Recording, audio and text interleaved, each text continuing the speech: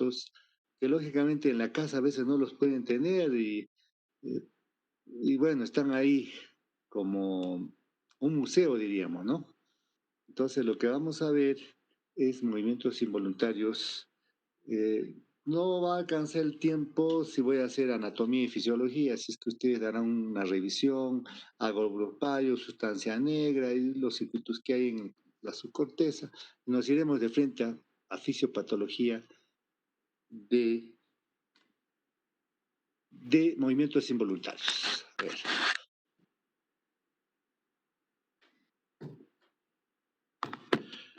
Estamos siguiendo lo que está pues en el sílabus, no podemos tampoco alterarlos, está así y trataremos de seguir. Por ejemplo, la fisiopatología de los movimientos involuntarios. La epilepsia. La epilepsia es movimiento involuntario, pero es que hay dos tipos de epilepsia, uno las convulsivas y las no convulsivas. Las no convulsivas, por ejemplo, una ausencia, una psicomotora temporal, una serie de epilepsias no convulsivas no entrarían aquí, ¿no? Entrarían en, en lo que es la epilepsia tipo convulsiva, cuando el paciente tiene movimiento, ¿no? Pero en sí, nosotros podríamos asumir que la fisiopatología, tanto para la convulsiva y no convulsiva, al final es la misma, ¿no? Depende qué parte del cerebro podría comprometer. Si es una epilepsia de todo el hemisferio, los dos hemisferios, pues sería generalizada. Pero si es de alguna parte del cerebro, de acuerdo a qué zona, localizada.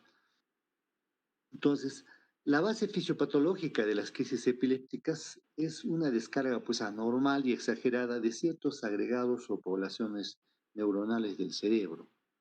Para que las descargas neuronales anormales lleguen a producir crisis epilépticas, se deben dar los procesos de sincronización, amplificación y propagación de las descargas. El elemento celular básico de la descarga epiléptica es el llamado cambio de la despolarización paroxística. O sea, son los llamados, ustedes van a leer en los libros, el PDS. Claro, sobre todo en los últimos libros, ¿no? Porque si ustedes agarran las fisiopatologías, yo por me he ido hasta en Buenos Aires, en la librería de Teneo, pues el librito es antiguo, o sea, ¿no? De hace 10 años, 15 años. Claro, al final no ha variado casi mucho. Algunas cosas, lógicos, siempre se cambian. Estas, por ejemplo, el PDS no se encuentran. ¿Por qué? Porque este es un descubrimiento último. Este texto de los cuales estoy revisando con ustedes es de mi especialidad, SARAMS. Ahí, por ejemplo, desde hace un año nomás, la última edición, porque enseño esta especialidad a sus compañeritos de años superiores. Entonces ahí van a encontrar, pues, este cambio de exposición paroxística, el PDS, ¿no? Entonces, que se recoge con microelectrodos de las neuronas, ¿no?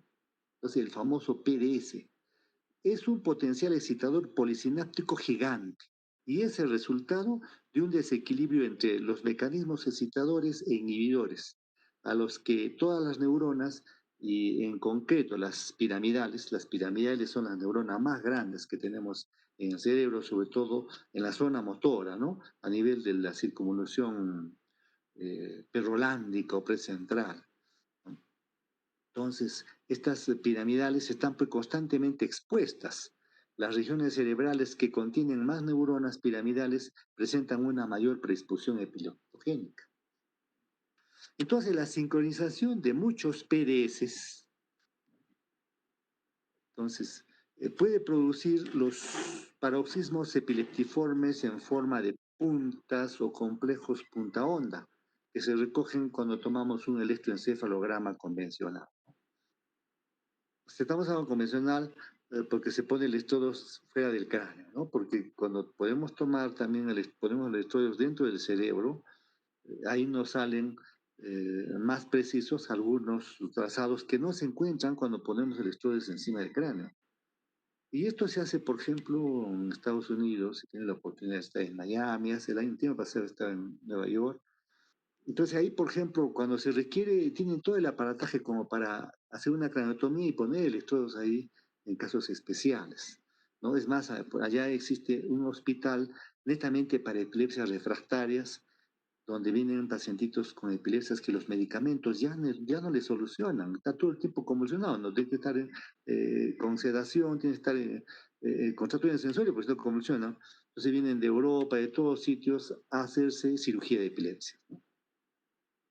Entonces, pueden causar pues, las manifestaciones clínicas propias de las crisis epilépticas. La propagación de la descarga epiléptica por el cerebro se hace mediante el reclutamiento de circuitos locales, intracorticales, y siguiendo las vías anatómicas de conexión intrahemisféricas e interhemisféricas, así como las proyecciones subcorticales, cuya identificación sería clave para poder interrumpirlas con sistemas de estimulación profunda.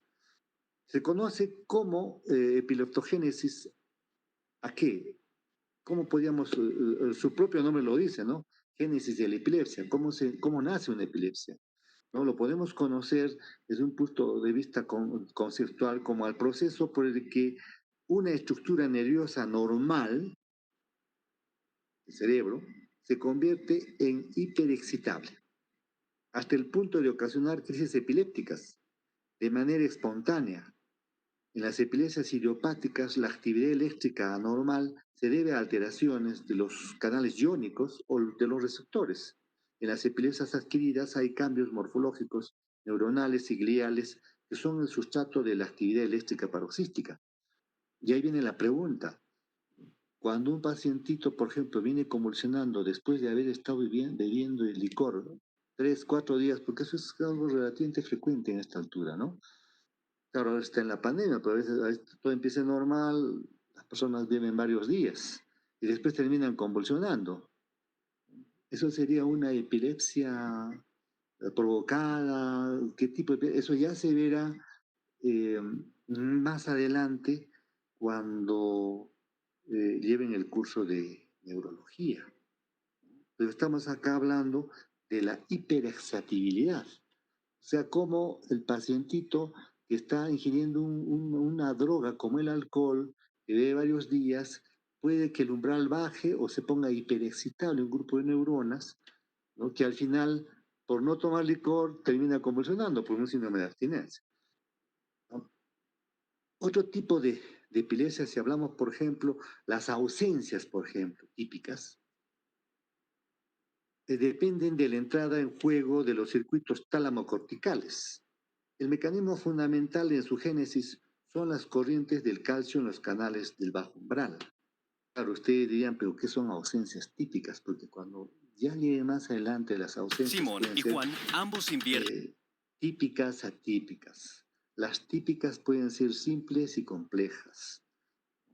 Las típicas pueden durar menos de 30 segundos, entre 3, 5 segundos, o sea, por ejemplo, a un paciente, a un niñito, gente son niños, ¿no? Se le dice, a ver, Carlitos, después de 3, 4, 5, recién voltea y dice, sí, sí, sí, o sea, se había perdido 2, 3 segundos. Es una epilepsia generalizada, tipo ausencia.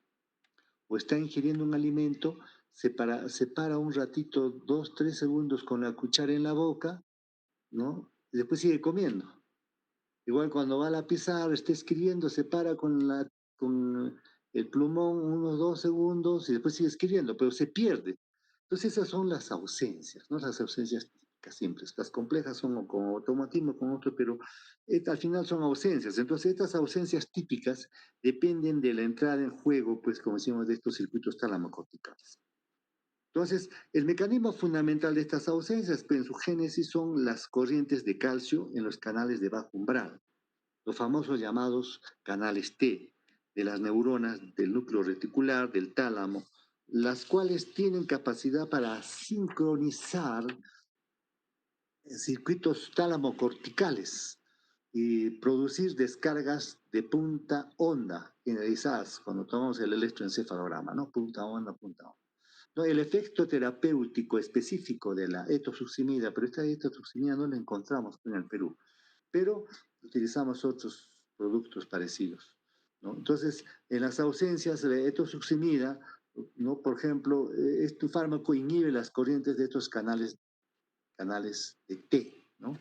Y de esa forma se controlan, pues, las ausencias, ¿no? porque a veces te viene el pacientito al consultorio, pero antes le han dado la reta en la casa, la reta en el colegio, este niño no presta atención, que muy distraído, pobre niño.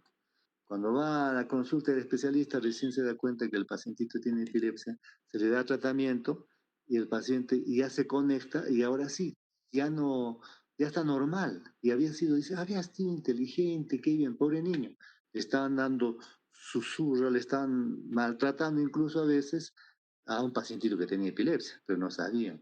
Y muchos niños tienen eso, pero les da pues una o dos veces al día o pocas veces a la semana y pasa desapercibido. Y a los 15 años se curan solos, remiten, ¿no? Rara veces siguen las crisis o pasan a crisis convulsivas, ¿no? Entonces la mayoría se curan solos y no saben. Cuando ya es muy frecuente, les da muchas veces al día, a veces les da hasta 50 veces al día, y si tanto llama la atención que lógicamente la misma profesora le dice llévenlo al médico, ¿no? Entonces, el paso de una crisis de ausencia con descarga punta onda a una crisis tónico-clónica convulsiva, pues se atribuye a un fallo de la inhibición GABAérgica que subyace en la génesis de los potenciales postsinápticos inhibidores. Las crisis focales se producen experimentalmente por métodos diversos, como la aplicación tópica de albúmina o penicilina y la estimulación eléctrica repetida. La estimulación eléctrica repetida de la amígdala con una intensidad baja, por debajo del umbral convulsivo, es capaz de producir un fenómeno de encendido que le llamamos el kindling, de crisis espontáneas, crónicas. Este es el modelo experimental más utilizado de las epilepsias temporolímbicas de la especie humana. Los mecanismos por los cuales el kindling produce el foco epiléptico crónico comienza con la liberación de glutámico que entran receptores NMDA, el aumento de calcio intracelular, la apoptosis de las neuronas del hipocampo más sensibles y la ramificación de las fibras musgosas. Y otros cambios histológicos que aumentan los circuitos excitadores capaces de producir crisis espontáneas.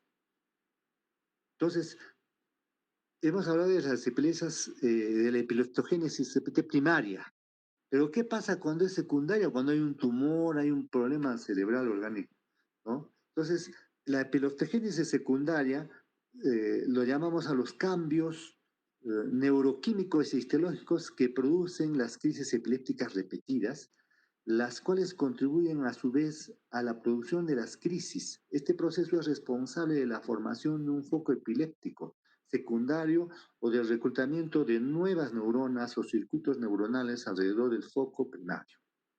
El estudio histológico de los focos epilépticos es notoriamente difícil de distinguir los cambios que se pueden considerar causas o consecuencias de las crisis repetidas, además de los neurotransmisores principales ya mencionados, por ejemplo, del glutámico excitador y del GABA inhibidor.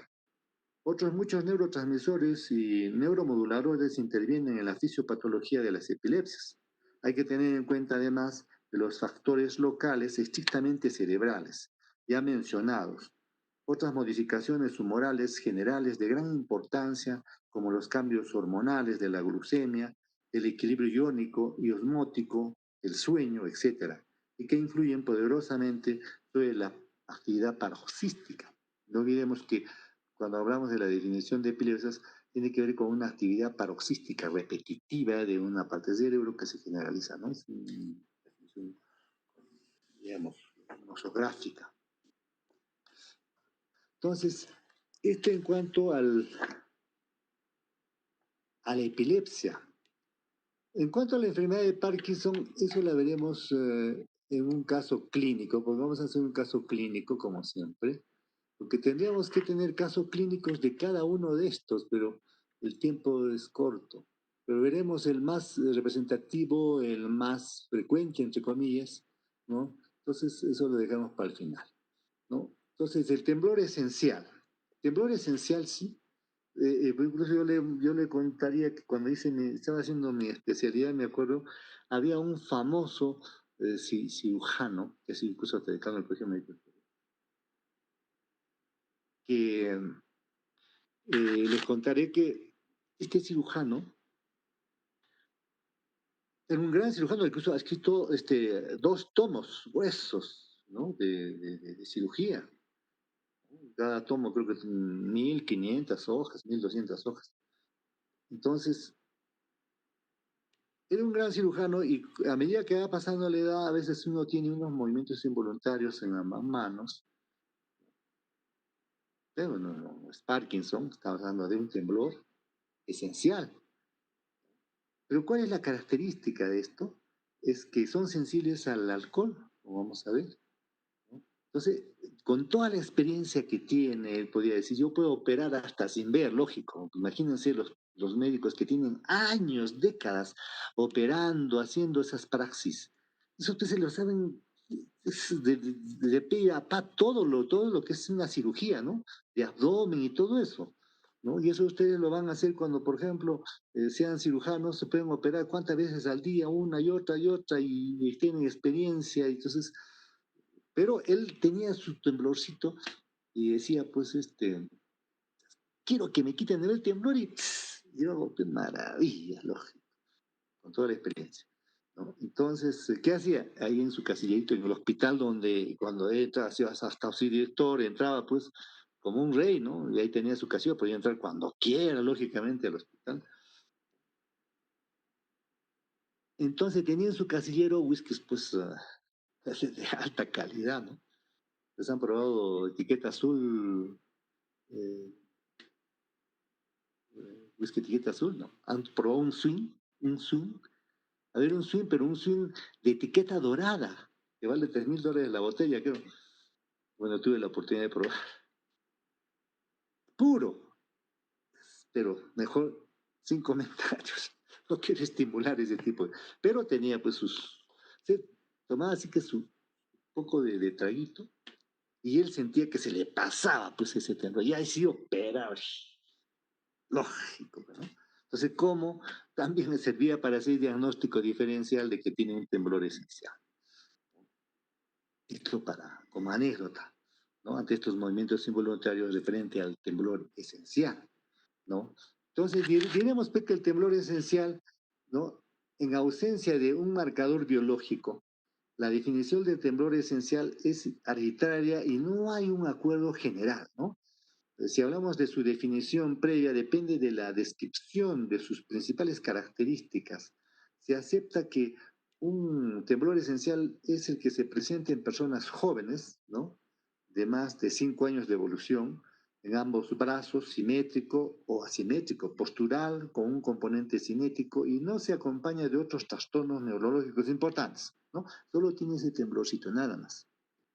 Pero es evidente que el temblor esencial es un síndrome heterogéneo y no una única enfermedad, ¿no? Una característica de marca diferencias importantes es la edad de comienzo, ¿no? Los casos de comienzo, joven, son más a menudo familiares, sensibles, como dije, al alcohol, y con una propensión clínica muy lento, nula, mientras que los pacientes con un comienzo tardío como el antiguamente llamado temblor senil, eso es lo que antiguamente se decía, son generalmente esporádicos y predice una evolución peor con el envejecimiento y mortalidad precoces. El temblor esencial forma parte de un grupo de temblores monos sintomáticos, aislados, idiopáticos. El otro grupo es el de los temblores combinados, en los que hay otras manifestaciones neurológicas.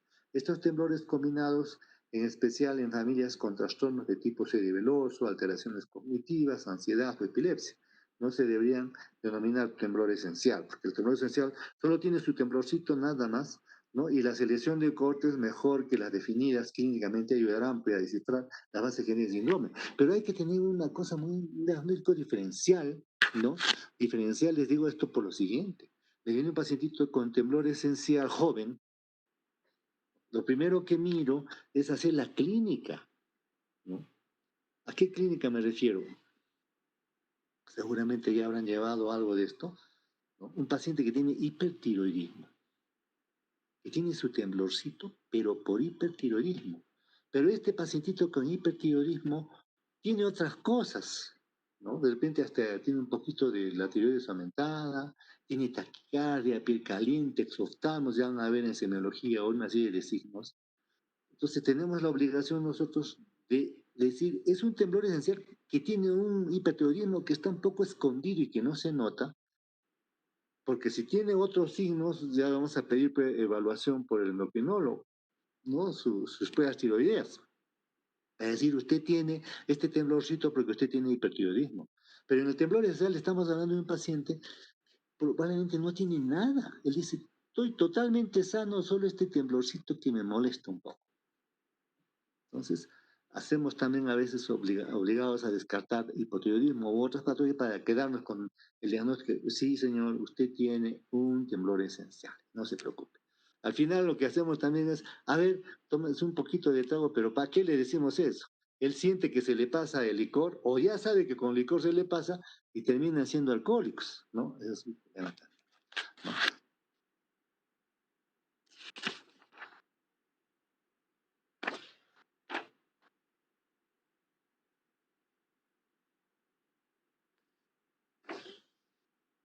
Otros temblores idiopáticos, aquí hemos puesto, idiopáticos, como por ejemplo eh, el temblor primario de la escritura o temblor específico de una tarea. Algunas personas tienen temblor al adoptar la mano en una postura precisa o al iniciar una determinada tarea, de las que la escritura es la más frecuente, ¿no? Están escribiendo y comienzan a atender su temblorcito, y esa es la consulta por la cual hacen, ¿no? Pero puede aparecer al tocar un instrumento musical también, o al manejar un tipo de aparatos o herramientas, ¿no? A veces, eh, lamentablemente, tienen su trabajo manual y que les rinde dinero y ven que se está dificultando su trabajo, ¿no? Es un problema serio que tienen, porque ya no lo hacen con tanta efectividad como lo suelen hacer y consultan por ese temblorcito. Entonces, los límites entre este tipo de temblor y las distonías focales también relacionadas con tareas específicas son borrosos, pues en muchos pacientes coexisten el temblor y la distonía.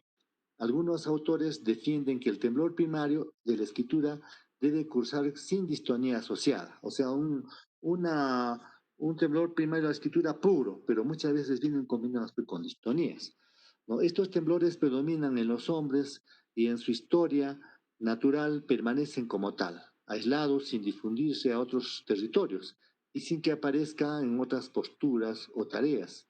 Se alivian como el temblor esencial también con el alcohol, ¿no? A veces utilizamos el propanol, que es un producto que utilizamos en cardiología o en migraña, la primidona o infiltradores de toxina botulínica en los músculos y antebrazos, ¿no? Y también a veces hay que, ya más adelante, ver las epilepsias reflejas, ya se verán cuando hoy tienen la epilepsia de la escritura, la epilepsia de otros tipos de variedades reflejas. Otro temblor ortostático, ¿no? Que también es idiopático. Este tipo de temblor se describió como una variedad idiopática, pero se ha observado que es un síndrome heterogéneo.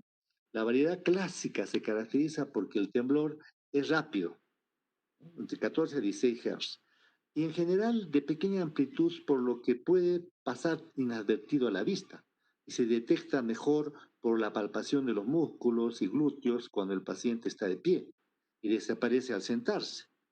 No hay temblor ni los músculos se contraen tónicamente con el paciente sentado o tumbado.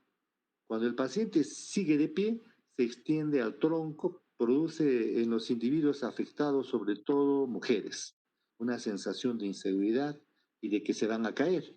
Por ejemplo, haciendo la cola para subir al autobús o en el supermercado, pero sin la sensación de angustia o pánico que los pacientes fóbicos tienen, por ejemplo. Se alivia si se mueven o apoyan en un objeto o en una pared, por ejemplo. Hay que tenerlo en cuenta en el diagnóstico diferencial de las personas mayores que consultan por mareos o falta de equilibrio. Responde al menos parcialmente al tratamiento con, a veces damos alguna benzodiazepina, ¿no? Y con menos frecuencia a la primidona, a veces usamos ácido valproico. En casos rebeldes, ¿no? Ya a veces hay que hacerle unos exámenes especiales, ¿no? pero se ha demostrado la capacidad para interrumpir los circuitos tálamo-corticales que implican la corteza motora primaria en la fisiopatología de este temblor. En otro gran grupo de pacientes, el temblor ortostático es de baja frecuencia y se asocia a una enfermedad de Parkinson.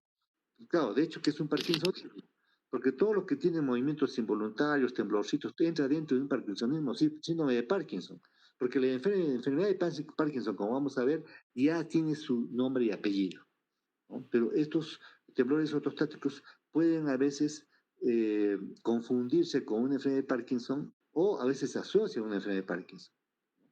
Un parkinsonismo vascular, también un parkinsonismo farmacológico por un medicamento que se está tomando, ¿no? Y finalmente tenemos el temblor distónico.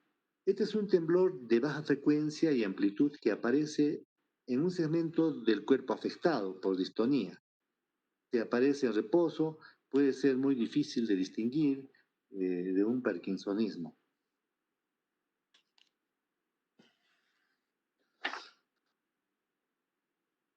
Y nos vamos a la enfermedad de Huntington, ¿no? La enfermedad de Huntington, acá le hemos puesto como enfermedad, porque en realidad es una enfermedad, pero nosotros también cuando hablamos de enfermedad de Huntington, algo que está relacionado con los movimientos involuntarios, diríamos, es la Corea de Huntington.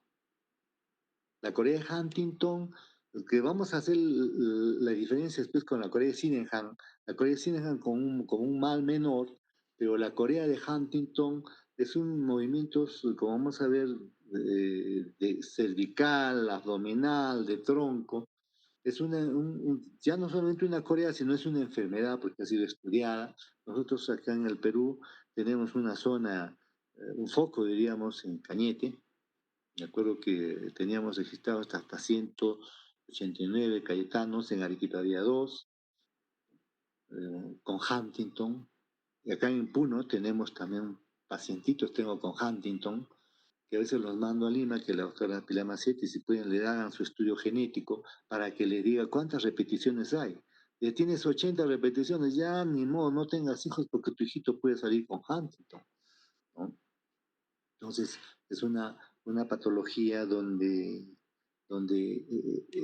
no hay tratamiento, solo hay consejo genético, aparece después de los 20 años, y lo mejor es prevenir. Entonces, desde ese año les digo pues a sus compañeritos, cuidado cuando vean hacer su serum, su internado y estén en contacto con una cayetana, ¿no? De Cañete. Puede tener, es bonita la Cayetana, pero tiene factores genéticos de Huntington, ¿no? Todo bien, todo bonito, pero cuando tengan su hijo, triste va a ser cuando llega a los 20 años y de repente también estés estudiando medicina como ustedes y termina con Huntington, ¿no? Entonces, pero es bueno saberlo para tener un consejo genético porque todavía no tenemos tratamiento para esta enfermedad, ¿no? Entonces, esta enfermedad de Huntington, diríamos que es el prototipo de las enfermedades que cursan pues, con la Corea hereditaria que llamamos de Huntington, ¿no? Tiene una herencia autosómica dominante por una repetición anormal de trinucleótido, ¿no? El CAP, en el axón 1 del gen de la juntuntina, ¿no? En el cromosoma 4. Entonces se estudió hasta la parte genética. Entonces, se hace el estudio, tiene la Huntington, el cromosoma 4, este pacientito ya tiene su Huntington. Que se traduce pues esto en tractos proteicos anormalmente largos, no se conoce completamente la función de la juntuntina, pero se sabe que tiene una implicación en el transporte vesicular y en la red de los microtúbulos. Un número normal de repeticiones es de 26. De ahí podemos decir, no va a heredar. Pero de 27 a 35 hay un rango gris o intermedio en el que el paciente no va a presentar la enfermedad, pero dada la inestabilidad del alelo mutado, puede expandirse en las siguientes generaciones. De 36 incluido en adelante, se considera que la persona presenta predisposición genética a la enfermedad de Huntington. Entre 36 y 39, la penetrancia es incompleta, por lo tanto, por lo que junto a los alelos intermedios se podría justificar aparentes mutaciones de no. Entonces, el número de repeticiones se relaciona con la edad de inicio de la enfermedad, aunque no es el único factor determinante, Las formas de comienzo infanto-juvenil ocurren a partir de las 50-55 repeticiones.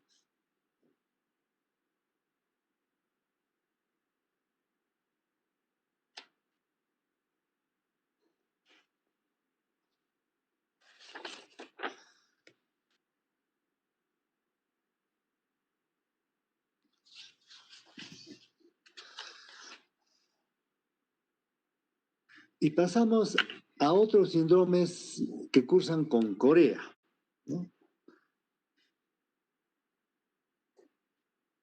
Hay una serie de corea, la corea aguda, corea senil. Por ejemplo, la corea aguda pueden deberse a diversas etiologías, lesiones vasculares, por ejemplo, un infarto, una hemorragia que afecte el putamen, otros puntos de ganglio basales, ¿no? O una hiperglucemia no cetóxica, por ejemplo, puede producir una hemorragia petequial difusa en el cuerpo estriado, ¿no? Alteraciones de los electrolitos también puede ocasionar, el hipertiroidismo o lupus eritematoso sistémico puede producir entonces todos estos tipos de trastornos. A veces debutan con su corea y al final terminan diciendo, ¿por qué le ha producido a este joven eso? Había sido un les, ¿no? Pero debutó como una corea. Entonces, cuando vienen con una signo o sintomatología, un signo hay que estudiar porque puede ser que esté una enfermedad de fondo ahí. Entonces, las lesiones vasculares y en la hiperglucemia es más frecuente que la corea sea unilateral, o sea, hablamos de hemicorea, que bilateral. La tendencia natural de las coreas agudas vasculares es la remisión espontánea, sin tratamiento en unos 2 meses, aunque pueden persistir a largo plazo. En caso de movimientos muy intensos, se recomienda el uso de fármacos antidopaminérgicos utilizamos, ¿no? ¿No? La corea de la hiperglicemia o de otros trastornos metabólicos mejora su corrección. Y la corea senil, este término es inespecífico y se refiere a la disinesia del tipo coreico y distribución preferentemente bucolingual que presentan algunas personas ancianas sin una etiología precisa, ¿no? Si tomamos una resonancia magnética puede haber lesiones cribosas o lacunares de los ganglios de la base. El significado causal incierto, pues son comunes en las personas de edad avanzada. La pérdida de la dentadura y la mala oclusión dentaria se han considerado un factor predisponente, pero los pacientes no mejoran si se corrige el problema dentario. De hecho, no es raro que no toleren las prótesis dentarias. Es preferible no indicar ningún tratamiento farmacológico, pues en la mayoría de los pacientes los movimientos les molestan muy poco y existe el riesgo de producir efectos secundarios. Si los movimientos son muy intensos, se intervienen en el habla, la comida, se recomienda también antihiperminérgicos, menos potentes como la sulpirida. Y también hablamos de la disinesia tardía, que es un síndrome generalmente coreico, pero a veces también distónico, y se produce por tratamiento crónico con fármacos antidopaminérgicos, habitualmente, pero no siempre. A veces utilizamos, por ejemplo, antipsicóticos, utilizamos tratamientos para el Parkinson, también el paciente puede presentar disinesia, ¿no? Los periodos on-off, como vamos a ver, ¿no? O sea, afectan con preferencia al territorio craneal y puede ser rebelde al tratamiento. Y finalmente, la corea reumática. Hablamos de la corea reumática, ¿se acuerdan la corea de Sydenham? El mal del Zambito. Hemos visto esto en la fiebre reumática. Esta es la manifestación neurológica principal de la fiebre reumática, ¿no? O sea, es patognomónico. Se supone debido a una reacción inmunológica cruzada frente a determinantes antigénicos compartidos por el estreptococo del grupo A y las neuronas de los ganglios basales. Se han descrito varios anticuerpos antirreceptor de la dopamina, anti-GM1, antitubulina y anti-CAF-MK2. Se postula que este último induce a las proteínas sinasa 2 dependiente de la calmodulina y calcio, que incrementa, ¿no?, a la tirosina hidroxilasa, lo cual libera dopamina, que puede explicar la corea. Entonces, esta corea de Sydenham, el paciente tiene, ya va a llevar en semiología, tiene el niñito, ¿no? A ver, dame tu manito, le dice al niñito, y tiene el signo del ordeñador, ¿no? Comienza a apretar la mano, ¿no? Y este niño tiene corea. tener fiebre reumática. Y si averiguamos un poco más, encontramos, ¿no?, los signos de Jones. Entonces tenemos que hacerlo ver con el cardiólogo porque después puede terminar con una cardiopatía reumática, con dobles, hasta con trasplante cardíaco antes de que llegue a todo eso.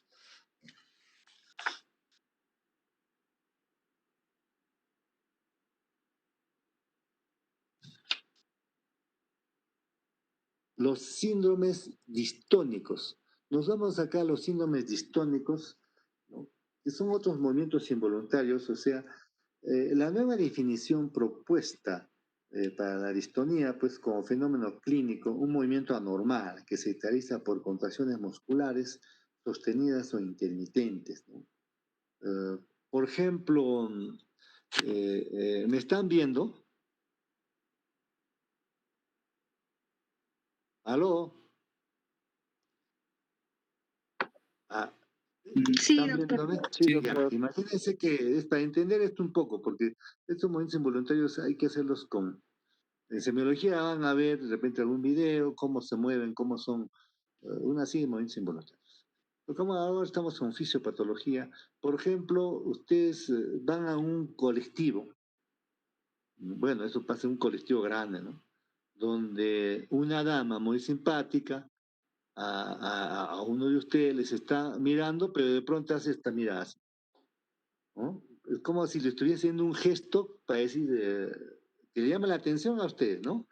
Y, venga, pero ella está teniendo una distonía cervical, que está haciendo este movimiento de cuello. No, no lo puede contener, pero no es que le esté llamando a ustedes, ¿no? Tiene una distonía. Ahí ponemos nosotros toxina botulínica cada 3, 4 meses para controlar esa distonía cervical. Esa es una distonía, ¿no? O también cuando en los ojos, por ejemplo, uno parpadea mucho un lado o parte debajo del ojo, eso lo llamamos bléfaroespasmo. Es otro tipo de distonía del bléfaroespasmo. Nos estamos refiriendo a esos síndromes distónicos, ¿no? Entonces,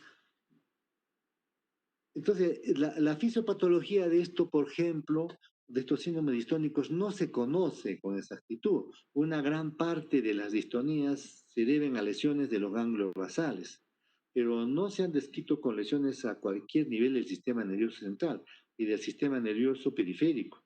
Por ello se considera la distonía como una disfunción de los circuitos sensitivo-motores reguladores del movimiento, más que como la consecuencia de una lesión focal del sistema nervioso central.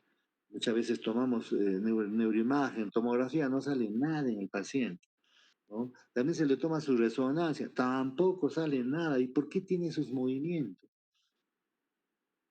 La relación entre algunas distonías con gestos profesionales exigentes, por ejemplo, escritura, teclados, instrumentos musicales, etcétera, sugiere una alteración funcional de los circuitos sensitivo-motores por cambios en su excitación e inhibición.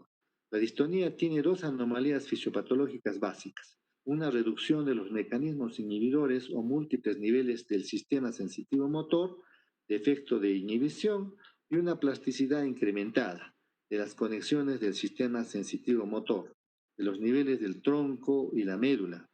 La inhibición motora cortical anormal está presente tanto en la distonía orgánica como en la psicógena, mientras que la plasticidad está solo incrementada en los pacientes con distonía orgánica, en los pacientes portadores de la mutación, ¿no?, el DIT1 y el PEFDG detectan un patrón metabólico anormalmente elevado en el núcleo ventricular, el área motora suplementaria y el cerebelo, tanto si manifiestan la enfermedad como si permanecieran asintomáticos. Entonces, la observación de que la distonía se deba a estos trastornos de inhibición y la plasticidad abre la puerta a la posibilidad de un tratamiento rehabilitador o neuromodulador.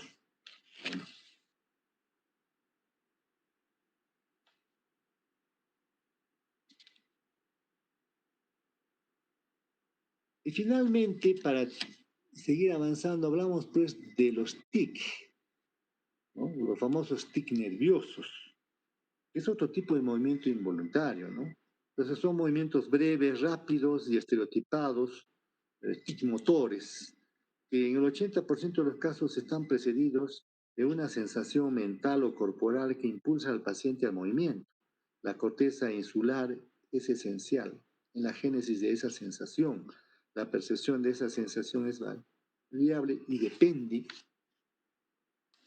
de, de la capacidad de atención a las señales interoceptivas. Esa compulsión interna para moverse y no tanto al movimiento en sí es lo que muchos autores consideran la anomalía fisiopatológica primaria de los TIC.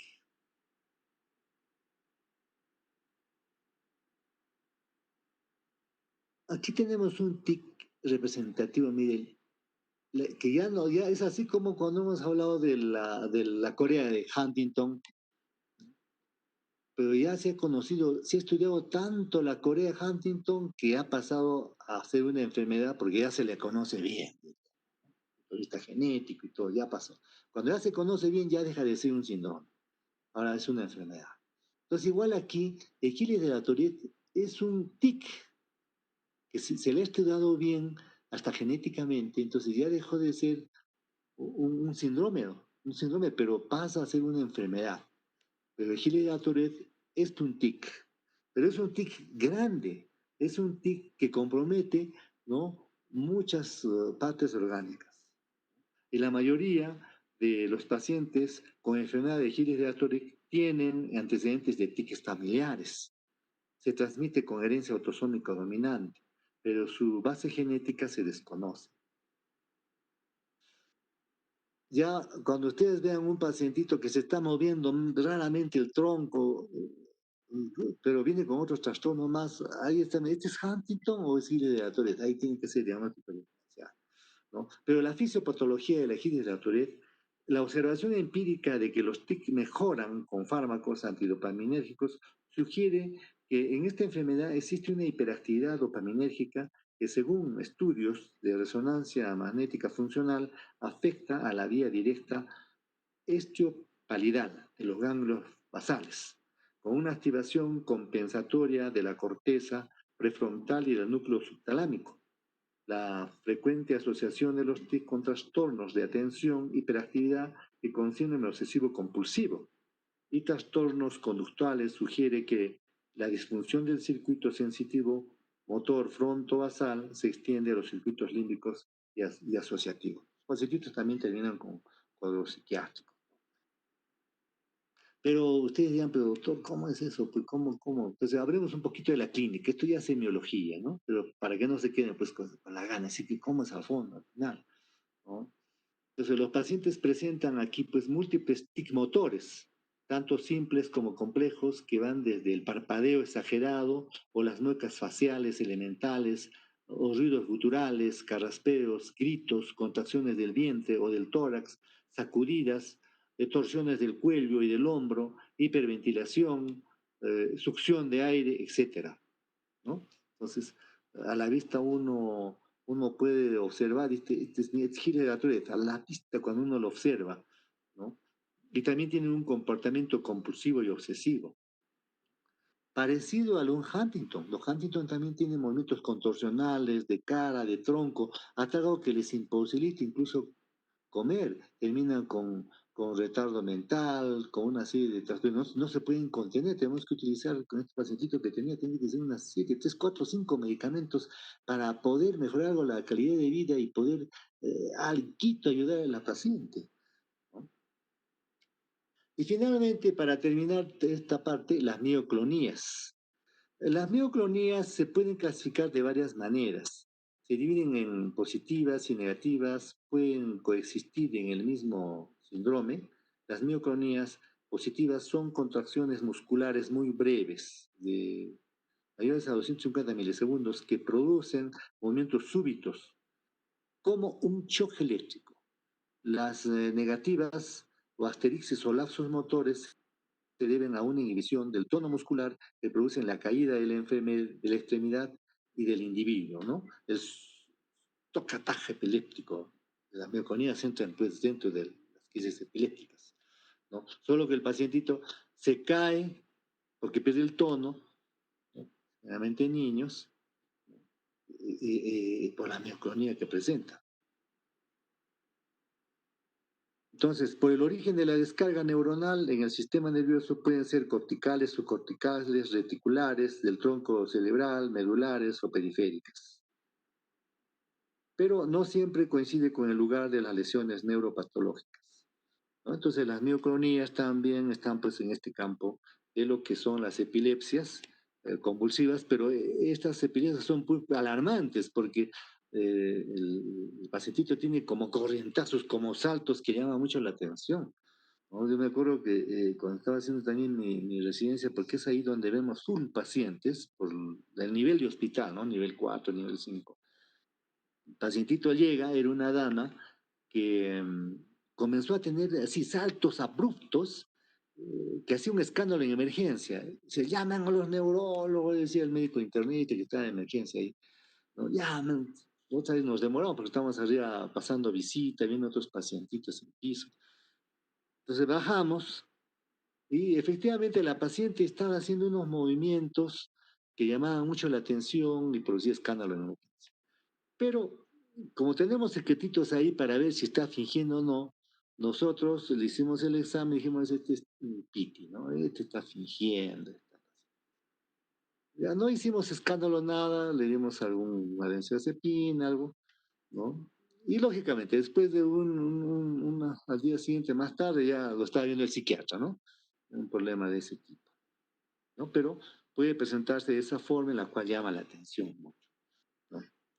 Entonces, como estas son, no van a estar pues en los libritos, ¿no? De fisiopatología comunes. Como yo soy especialista, yo las preguntas que voy a hacer de este capítulo de neurología, de fisiopatología del sistema nervioso, las voy a hacer de lo que acabo de hablar, ¿ya? Para que ustedes no se estén perdiendo en otros libros, agarran uno, otro, mejor. Generalmente hago eso yo en fisiopatología, ¿no? De mi especialidad saco las preguntitas de lo que hablo, de lo que estoy dictando en clases, ¿no? Porque generalmente esta es mi especialidad y estoy sacando lo último, lo reciente, ¿no? Y es lo que supuestamente domino y bueno, sacarlo de ahí. Sacar de otros libritos que son un poco antiguos, ¿no? No hay libros de fisiopatología recientes, tienen sus años. Claro, no ha variado mucho, pero algunas cosas en el sistema nervioso sí están cambiando. Estamos en el milenio del cerebro. Puede ser, ¿no? Bueno, entonces ahora para terminar veremos pues como le está diciendo, un caso clínico, ¿no?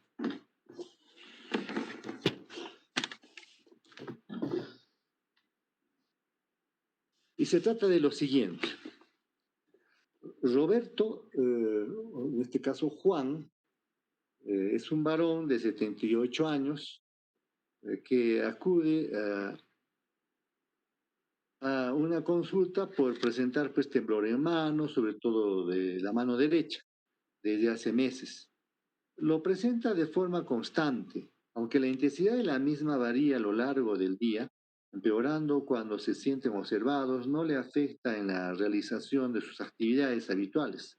No refiere a otra sintomatología, el paciente presenta temblor en ambas manos, sobre todo la derecha, de reposo que mejora con la realización de movimientos voluntarios, inexpresividad facial, dificultad para levantarse del asiento y lentitud al caminar.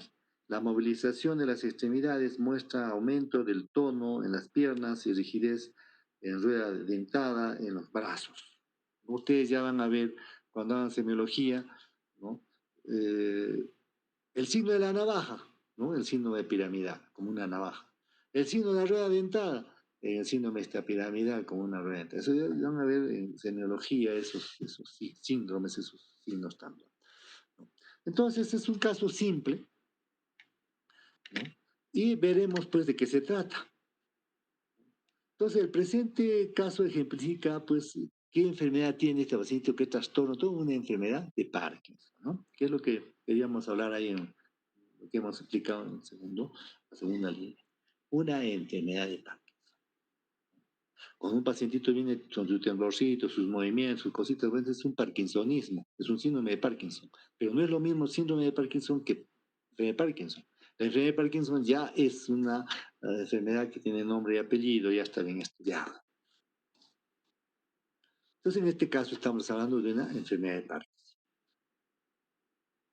Entonces, la edad del paciente, diríamos, tiene que ver algo con el factor para una mayoría de prevalencia de la enfermedad. O sea, tiene que ver mucho la edad en estos pacientitos.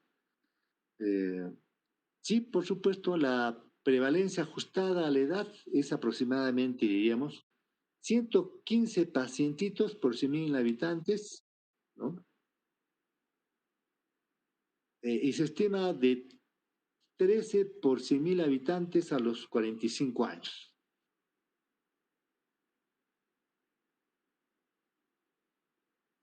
1.192.9 por 100.000 habitantes cuando tienen de 75 a 85 años. Y 4.300 por 100.000 habitantes a partir de los 85 años.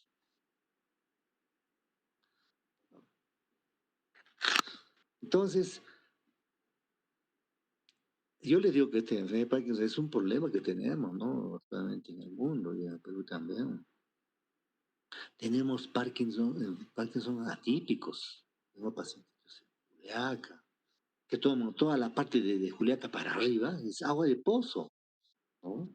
Y la gente no sabe que eso tiene que ver mucho con esos problemas. Me acuerdo que cuando yo me vine a Puno, mis colegas no querían que me vengan, pues, ¿qué vas a hacer en Puno? Que ahora no es del siglo pasado, ¿no? No hay nada, no viene ni tomógrafo ni resonador, no hay nada. ¿Qué vas a hacer ahí? No te vas a deprimir. Y ahora lo ves para una ciudad grande. Me decía, ya que vas a ir, pues estudiate casitos, porque allá toman agua de pozo y debe haber bastante Parkinson. Y cierto, se relaciona mucho con eso. Entonces estoy viendo casos, pero atípicos. No van a esperar que haya movimientos, temblorcito, que eso hasta el porteo lo diagnostica. Tiene otras cosas que llaman la atención, ¿no? Que probablemente ya la vamos a ver cuando lleven el curso de neurología, ¿no?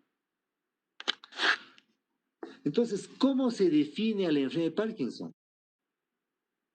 La enfermedad de Parkinson es un trastorno degenerativo y progresivo del sistema nervioso causado por qué?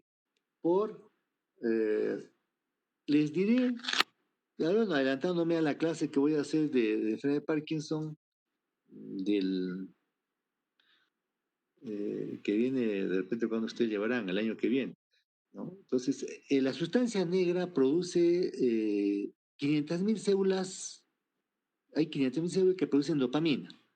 Pero a medida que van pasando los años por el estrés oxidativo, por ejemplo, uno come comida chatarra de joven, ¿no? O está en qué ambiente geográfico estará que se está estresando estas neuronas de la sustancia negra, que se van destruyendo. A los 30 años ya tendrá pues destruido un 90%, ¿no? De esas células. A los 40 años un 80%, todavía no tiene nada. Al 50 años un 50%, a los 60, 60%. Cuando ya se han destruido el 80% de esas células que producen dopamina, que están en el locus níger, comienza a ver la signología y sintomatología de la enfermedad de Parkinson, ¿no? Eso es lo que está estudiado, se sabe. Entonces, es así, ¿no? Entonces, es una enfermedad neurodegenerativa que tiene que ver con lo que uno ha hecho en la vida, donde ha vivido, lo que ha hecho, ¿no?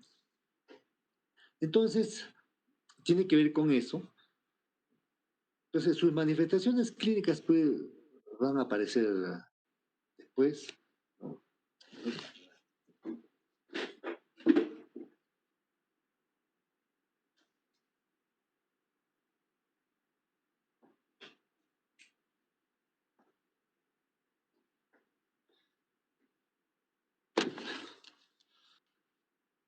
Entonces, puede iniciarse en cualquier momento de la vida adulta, aunque la mayoría de los pacientes presentan los primeros síntomas entre la quinta y la séptima década. Su etiología es desconocida y probablemente multifactorial. Pueden estar implicados factores genéticos, ya que hay algunas formas de Parkinson familiar. Los hombres son afectados ligeramente más que las mujeres, en relación de 3 a 2. En la enfermedad de Parkinson ha sido típicamente considerada como una enfermedad motora, secundaria a una disfunción de los ganglios basales. La definición en la década de 1960, por ejemplo, de la vía dopaminérgica neuroestatal y el descubrimiento de la pérdida estatal de la dopamina proporcionaron algunas de las mejores correlaciones establecidas entre las características clínicas y la patología bioquímica. Ahora se sabe que las manifestaciones principales de la enfermedad de Parkinson son asinesia, bradicinesia, rigidez y temblor. Y también el cambio postural, ¿no?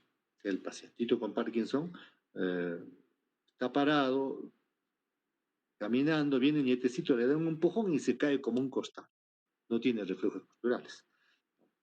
Están directamente relacionadas con la pérdida estatal dopaminérgica. Otras manifestaciones clínicas normalmente menos perceptibles que también se ven durante el diagnóstico incluyen pues, síntomas sensoriales como dolor y hormigueo, hiposmia, alteraciones del sueño, depresión y ansiedad, así como una ejecución anormal de las funciones de memoria relacionadas con el trabajo. Y si nosotros hacemos una pregunta, por ejemplo, ¿qué características importantes tienen, sobre todo motoras, estos pacientitos con esta enfermedad de Parkinson? ¿No? Las manifestaciones motoras que de enfermedad de Parkinson tienen un inicio focal, típicamente un segmento de una extremidad, cuando las concentraciones de dopamina caen por debajo de 60, 70, 80% en el estratum contralateral. El inicio de las manifestaciones motoras se correlacionan con la pérdida de dopamina también en el putáneo posterior, correspondiendo a la función motora del estriatum. Por tanto, las manifestaciones principales de la enfermedad de Parkinson son la cinesia, bradicinesia, rigidez y temblor, y se relacionan ampliamente con la disfunción del circuito mayor. Dentro de los síntomas manifestados por los pacientes encontramos también, estos pacientitos no tienen expresión facial, o sea, hay una expresión facial, están planchados, digamos, ¿no?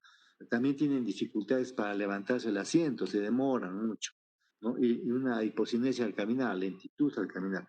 O sea, estos pacientitos ahí vienen los pacientes a mi consulta y digo, a ver, abotónate, están media hora abotonándose, no pueden encontrar el agujero de su camisa, ¿no? Ahora no los manden a afeitarse porque comienzan a hacerse su cara pura, pura herida, ¿no?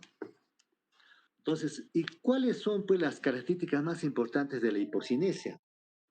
El término asinesia, estrictamente definida como falta de movimiento, comprende muchas características clínicas las cuales necesitan ser diferenciadas para la discusión de los mecanismos patofisiológicos subsecuentes o subyacentes. Un tipo de asinesia, la hipocinesia, consiste en una frecuencia y amplitud reducida de los movimientos espontáneos,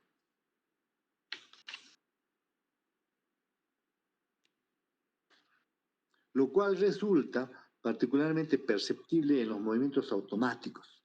Las manifestaciones típicas son una reducida frecuencia, por ejemplo, en el parpadeo. Están con una mirada fija, no parpadean mucho, y algunos tienen ojo seco incluso, ¿no? Y también en la expresión facial, carencia o disminución del balanceo de brazos. El paciente camina sin mover los brazos, así como la ausencia de movimientos asociados a las actividades de la vida diaria, tal como levantarse de la silla y girar sobre la cama. Todas estas características hipocinéticas fueron agrupadas en forma colectiva bajo el término descriptivo de pobreza de movimientos. Este término también incluye una tendencia de los pacientes a permanecer sentados y mostrar una gesticulación reducida, ¿no? Están planchados, no tienen expresión facial, no tienen emoción, su rostro, ¿no? Una fase inexpresiva, ¿no?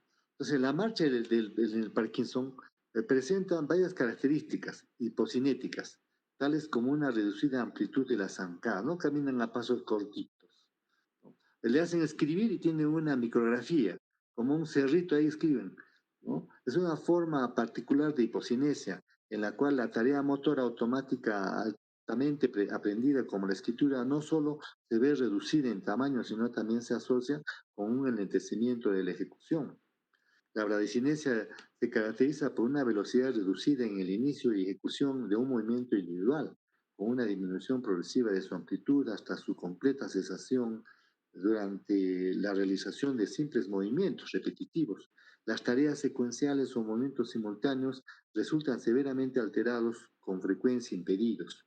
lo cual tiene efectos importantes en la vida diaria.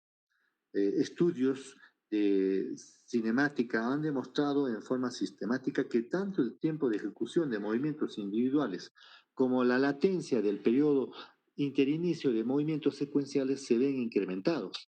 A pesar de que todos los tipos de movimiento en la enfermedad de Parkinson son lentos, existe evidencia de que los movimientos de disparo externos se encuentran menos alterados que los que se inician por sí mismos. Esto se observa mejor con los movimientos de la marcha al proporcionar indicaciones externas al paciente. Y si hablamos de la rigidez, ¿cómo es la rigidez? ¿Qué características tiene? ¿Cómo es? Porque estamos hablando cada uno de los signos que ustedes van en el Parkinson. De la cinesia, hablábamos de la rigidez.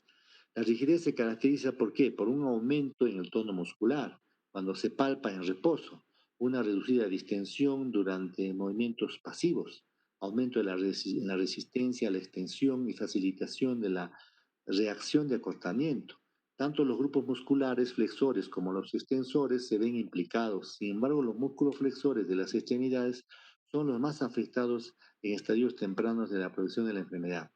La resistencia aumentada depende de la velocidad y es más perceptible cuando la articulación examinada se extiende de manera lenta.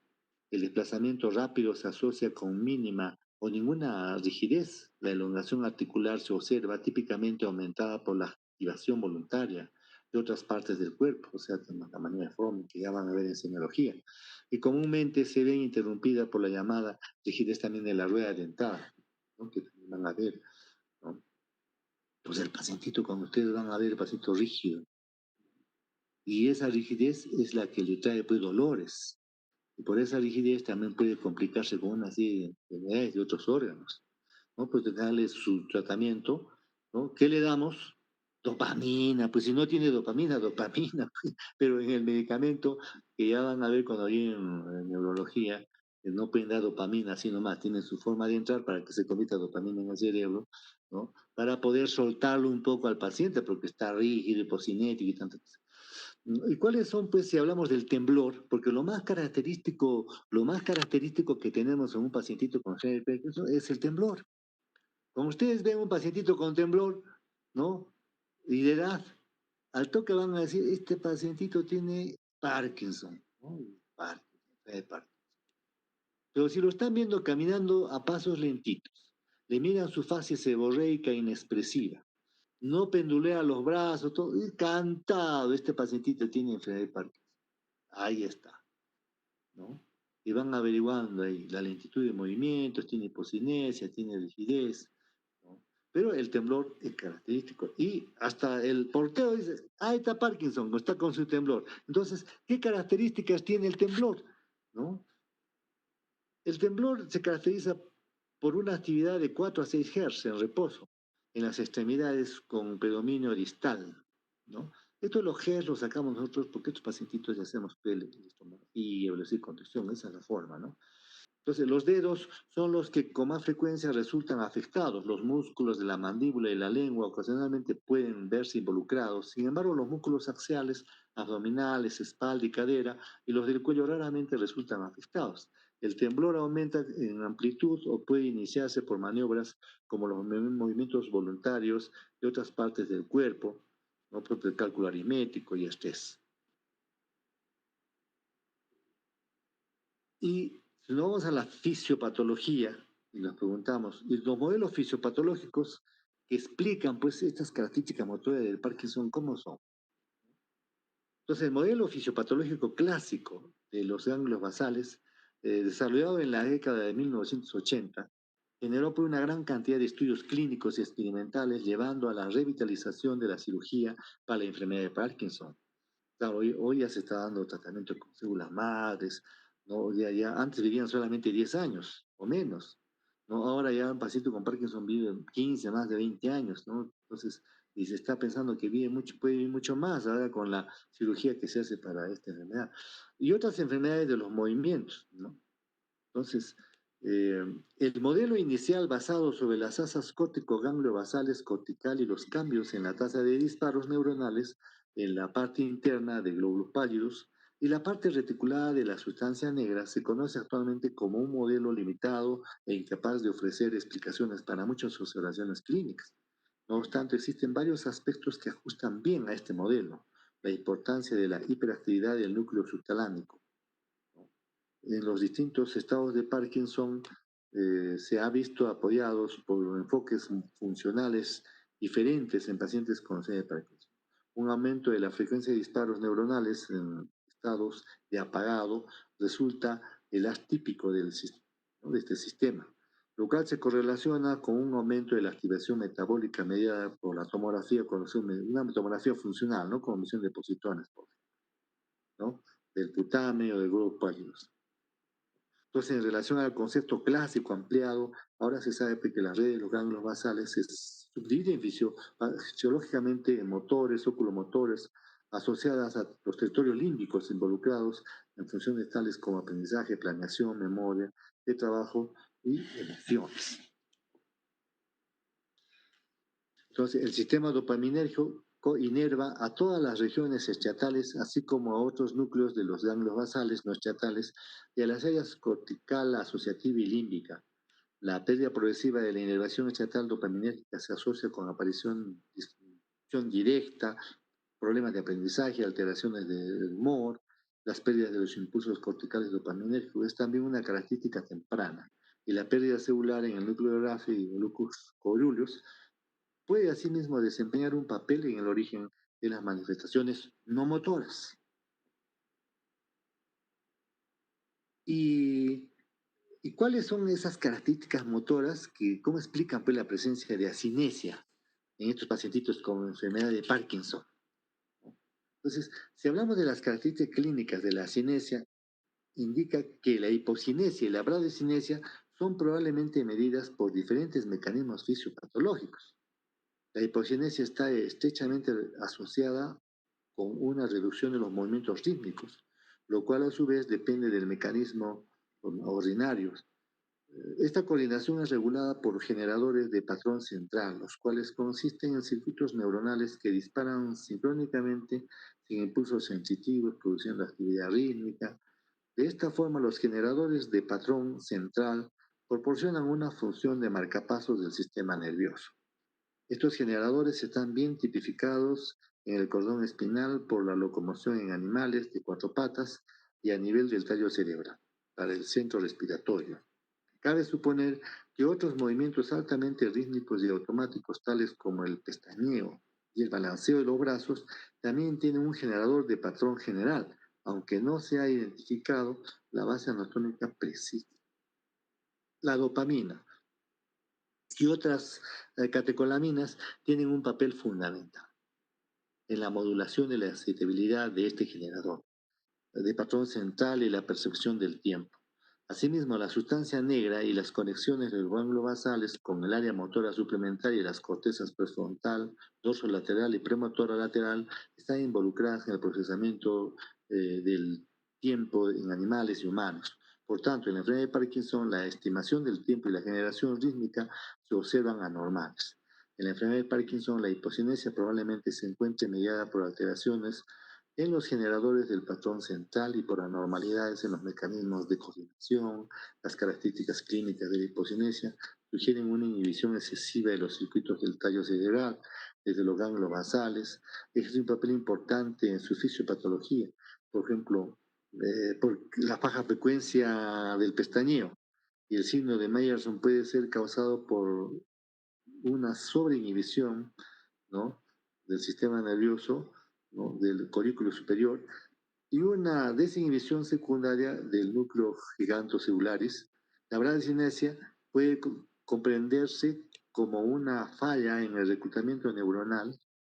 Los patrones del movimiento son seleccionados correctamente, sin embargo, los parámetros para el entendimiento de la acción en términos de velocidad y amplitud de los movimientos son asignados de una manera incorrecta.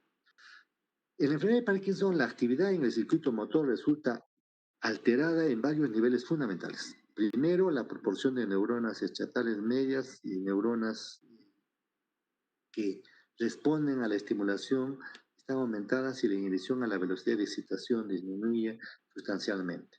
Segundo, la selectividad de la respuesta neuronal somatotópica desaparece en las áreas corticales motoras. Y el núcleo de los ganglios basales. Tercero, la actividad córtico-striatal está predispuesta hacia la activación de las neuronas striatales del circuito indirecto, lo cual en asociación con aumento de la inhibición colateral desde las neuronas mediales lleva a la inhibición de la parte externa del globus pálidos y un aumento de la actividad. Cuarto, la plasticidad striatal resulta alterada de tal modo que los cambios sinápticos inducidos por la estimulación cortical aferente, como la depresión a largo plazo o la potencialización, quedan eliminados.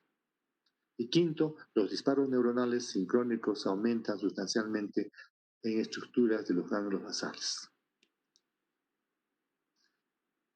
¿Y cuáles son las características motoras que implican la rigidez en los pacientes con enfermedad de Parkinson? Las características clínicas sugieren un origen complejo. El tono muscular aumentado en reposo y el incremento en la resistencia del desplazamiento pasivo de las articulaciones provoca diferentes mecanismos. Por otro lado, debe existir una facilitación en la actividad motoneuronal del cordón espinal, probablemente relacionado con el aumento del trabajo supraespinal y su facilitación. Estudios de fisiología clásica han demostrado que la rigidez puede abolirse mediante la sección de la raíz dorsal y por inyección dural local de anestésicos, apoyando su origen reflexivo.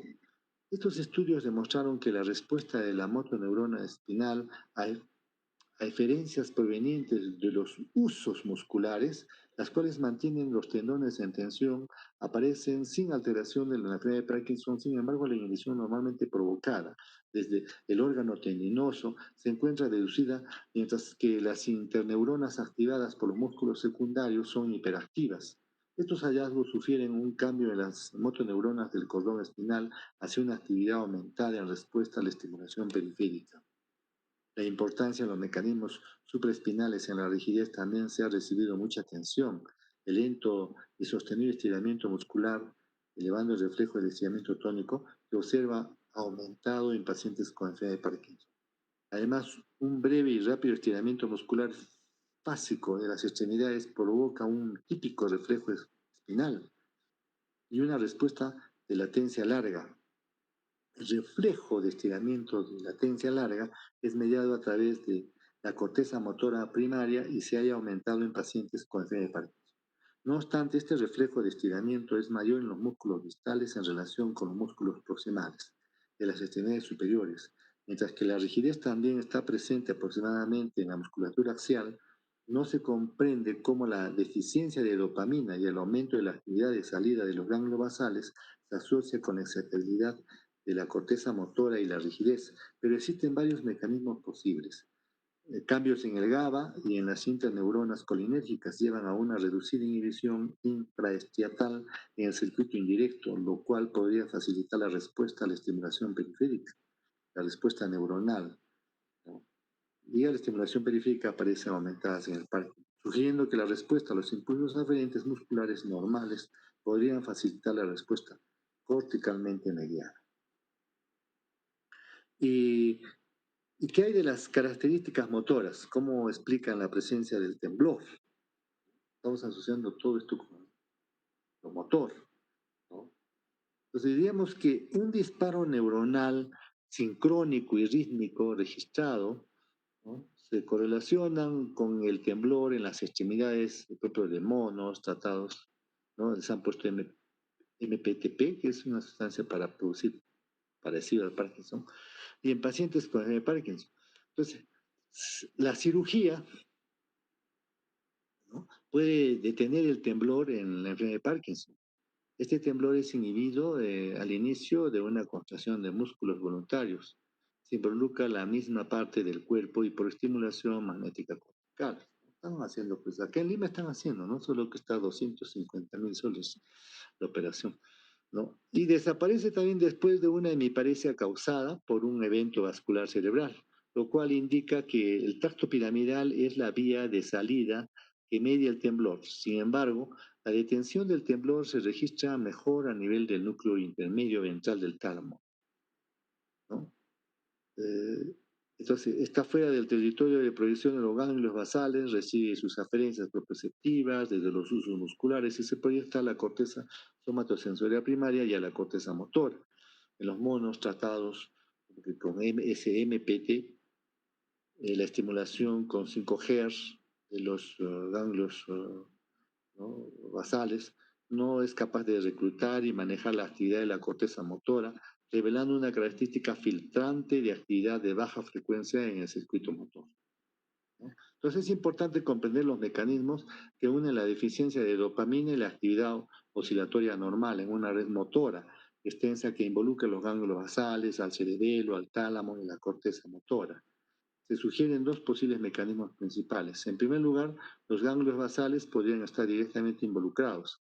Este mecanismo potencial, el aumento de la salida de los ganglios basales, lleva a un incremento en la excitabilidad de la corteza motora primaria y una mayor sensibilidad al estiramiento, facilitando con esto el inicio de las oscilaciones alrededor de la asa motora.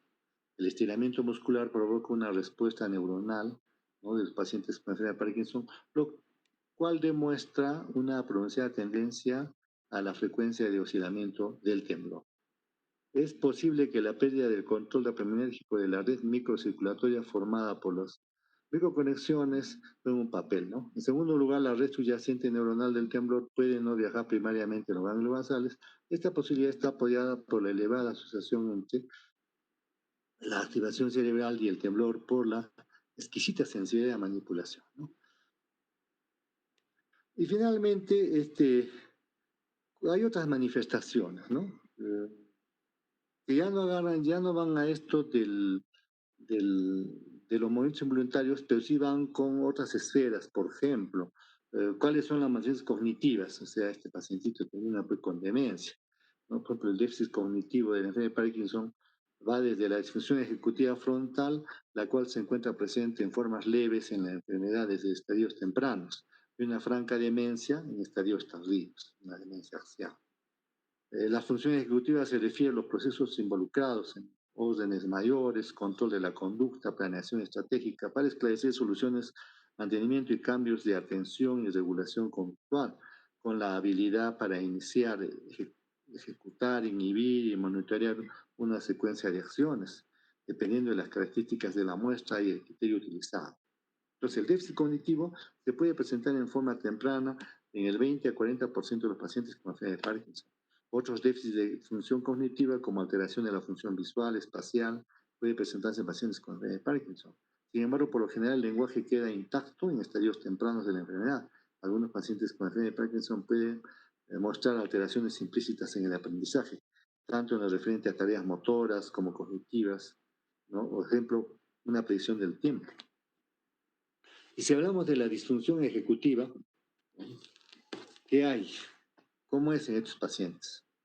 Entonces, se ha asociado una reducida captura de la fluorodopa en el caudado con disfunción ejecutiva en pacientes con enfermedad de Parkinson. Sin embargo, no todos los estudios implican la depresión de dopamina neuroestatal en este déficit cognitivo.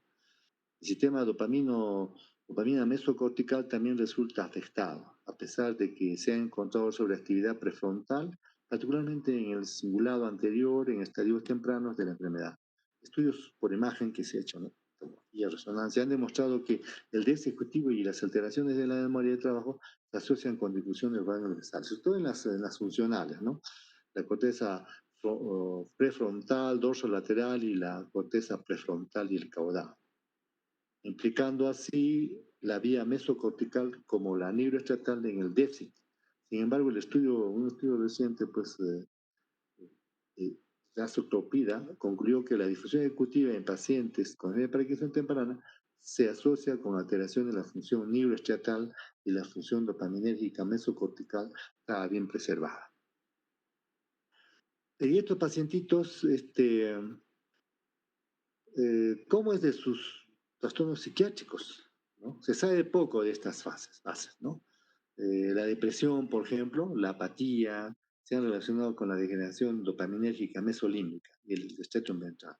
También se ha sospechado compromiso del metabolismo norepinergico y serotoninérgico, como la apatía, ansiedad y depresión preceden al inicio de la enfermedad en 30% de los pacientes recientemente diagnosticados.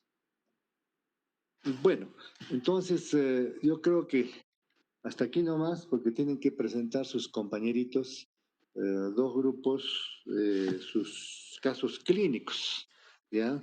Entonces empezaremos, ¿no? Con los casos clínicos. A ver, ¿quiénes van a presentar? Doctor, buenas tardes. Le habla la delegada del curso, doctor.